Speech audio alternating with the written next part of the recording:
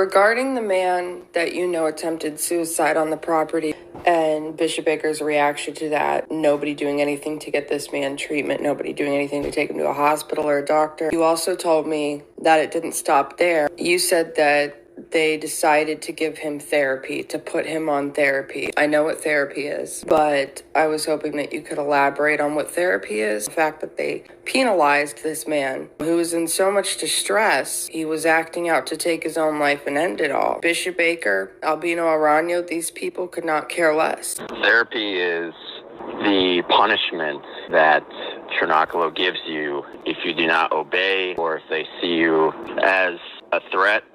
But mostly therapy, they call it that, but I think it's really just a mock term, forcing somebody as a means of punishment. And the man who tried to commit suicide was put on therapy for about 1 or 2 weeks. They punished him by making him work outside, sleeping outside, and they had to just sleep on the ground. I think they maybe had pillows, but sometimes not always. Making him stand up at the table and basically say, sorry, I tried to kill myself. The guy that I knew there at the time in Alabama who tried to kill himself, I knew him personally.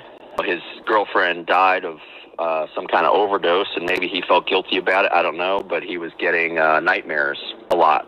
And so I guess one day he just couldn't take it anymore. Bishop Baker didn't do anything. Albino didn't do anything. Somebody that really could have used a hospital or a professional. There should have been no reason for that to happen. So it was dismissed by Bishop Baker as if it was nothing. The man did not receive any actual mental or medical help. He wasn't evaluated by any doctor. He wasn't brought to the hospital. They let him just walk around, basically could have overdosed on all of this. He was drunken, so obviously it was affecting him seriously enough. He had ingested enough of it. There's no excuse for this. There's absolutely no excuse for this. This man could have died. He could be dead now for all we know. How many people do you know personally who have died of drug overdoses or suicide after entering Cenacolo? How many do you know personally? I'm unsure of the exact numbers. I'm going to say maybe about 8 to 10 people that I knew personally while I was there at the time in the American houses. As far as what I remember from the best of my knowledge with therapy and almost getting on it, obviously I was in a pretty tough spot. You know, I think one day it was super hot in Alabama, and me and my friend Gus at the time, Gus who's now passed away, we just decided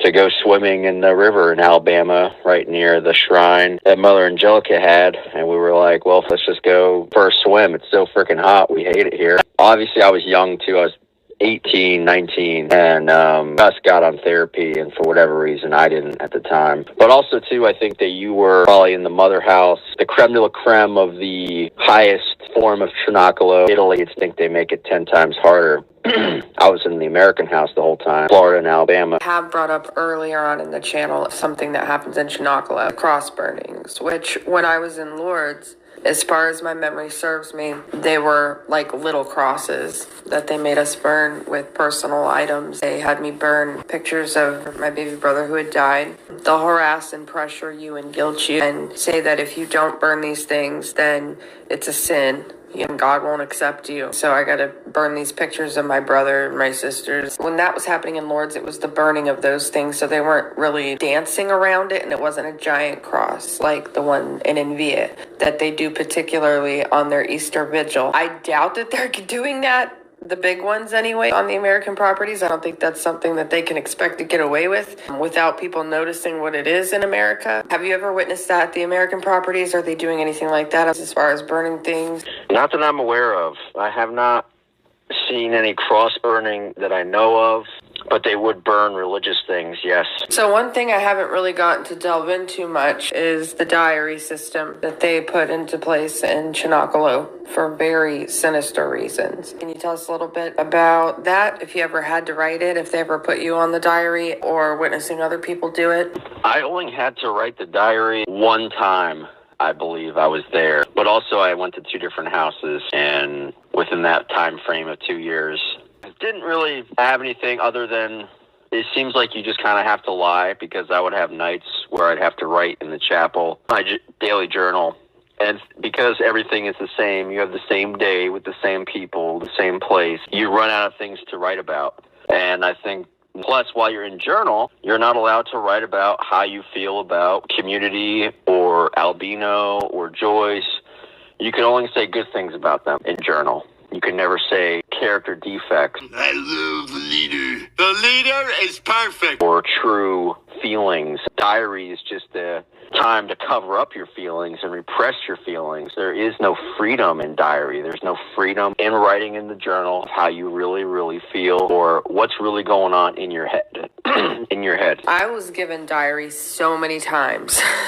Almost every house that I was in, they would force it on me. And they would force it on me for such a long time too, because there's not like a specific time set aside for it. However long they decide, you need to be writing it. I absolutely agree. There's no freedom in it. You cannot actually write what you think. You can't actually write what happened that day. You can't be honest, because when you try, if you write anything that you actually think or feel, even if it's not something that's straight up anti-Cenacolo, if they know that it's an authentic thought of yours, or it's an authentic feeling of yours, or an authentic belief of yours, they read over it before the morning, because they're not going to let you read it to everybody until they've approved it. So you write that day, they approve it, the person in control and power, whatever house, and they go through and they cross things out that are your actual thoughts and ideas. And they will do that and force you to write it in their way of speech. They'll force you to write what they want you to. Wait, I'm confused about the movie. They're using this for a couple different reasons, but one of the reasons that they're using this is to check on the programming levels with each person.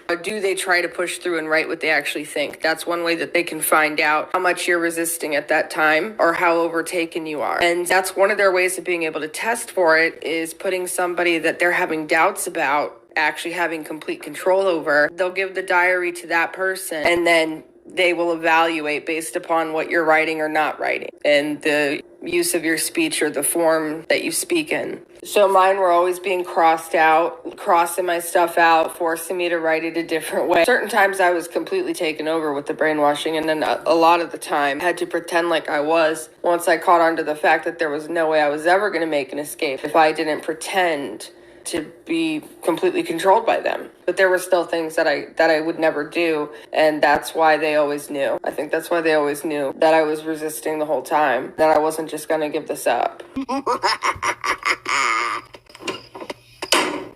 I don't just want you to write their words and make sure they blot out any semblance that's left of you. They have you do that so that it imprints within you more strongly. You can have a girl write the diary for a week, or they can have a girl write the diary for 6 months. It's all up to them. I saw so many girls just torn to pieces with that damn diary, which is nothing more than us being forced to think what Cenacolo wants us to think, being forced to say what Cenacolo wants us to say. Not a leader.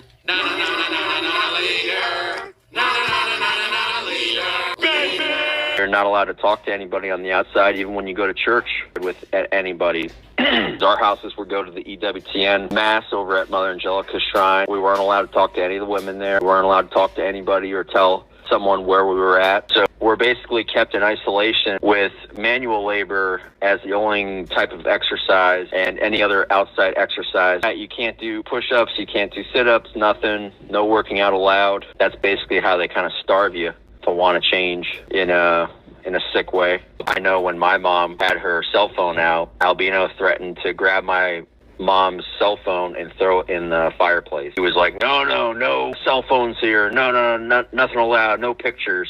They really try to make sure their privacy is met too, because they don't want anybody from the outside coming in with a camera. Oh, they'd be terrified. When you would do the diary, sometimes you would also end up doing what they call the word. You have to pick out a scripture and you have to write it down on their little dry erase board in their chapel. Late at night, they'll be the person doing the word, and they'll be the person writing the diary stuck in the chapel, losing even more sleep than everybody else at that time. And that's just another way for them to penalize you and make sure you get less sleep, and they're breaking you down more. And then the next morning, you have to read that scripture and then you say something about it.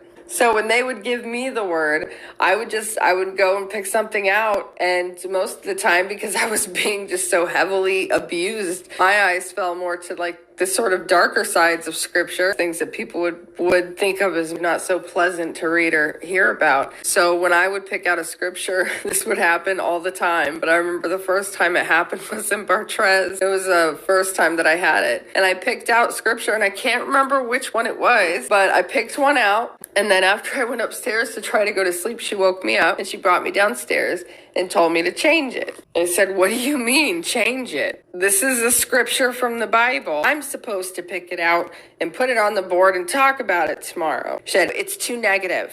It's too negative. You have to take it down and do a different one. Stop being so negative." Made me erase it.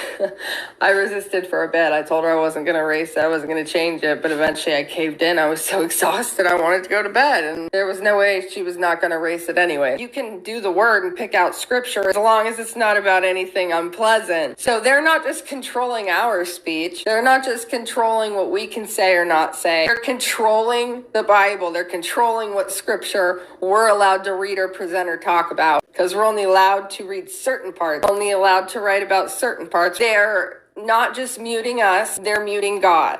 Hey, I don't know about you, but they're not exactly winning me over with these lousy production values here. I'm gonna slip out. You're free to leave whenever you want, but would you mind telling us why? Oh, it's pretty good. It's called the Orthodox Jew ponytail. Oh yeah? Because it's very reserved at the front, but party in the back. So I have a feeling that we should kiss.